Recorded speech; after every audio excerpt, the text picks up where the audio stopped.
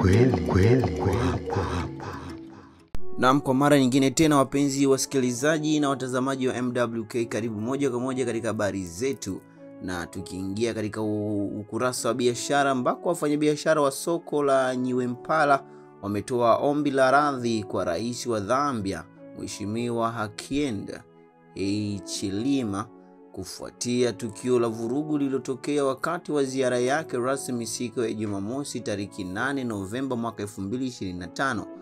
Rais Hichilema alikuwa sokoni hapo kwa lengo la kusikiliza na kujionea changamoto za kiuchumi zinazokabiliwa na wafanyabiashara wadogo, lakini ziara hiyo ilikatizwa baada ya kundi la vijana na wachimbaji wadogo kuanzisha vurugu kwa kurusha mawe na kusababisha taharuki katika soko hilo.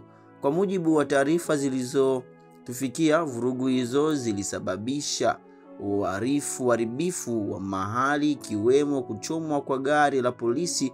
Rais aliondolewa salama na maafisa wa usalama bila madhara yoyote. Wafanyabiashara hao wakizungumza kwa masikitiko makubwa wamesema, na hapa na nukuu, "Tunaomba msamaha kwa Mheshimiwa Rais kwa tukio lililotokea. Hatuhusiki na vurugu hizo na tunajijenga na waliotenda matukio hayo. Tunahitaji kushirikiana na serikali kwa amani."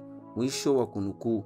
Tukio hili limetokea na liweza kuibua mjadala kuhusu usalama wa viongozi wa kitaifa, hasa wanapokutana ana kwa ana na wananchi katika maeneo ya wazi. Endelea kufuata MWK na matangazo yetu kupitia kituo hichi cha habari kinazokuletea habari kila siku na kila dakika. Mimi ni Eric Nelson.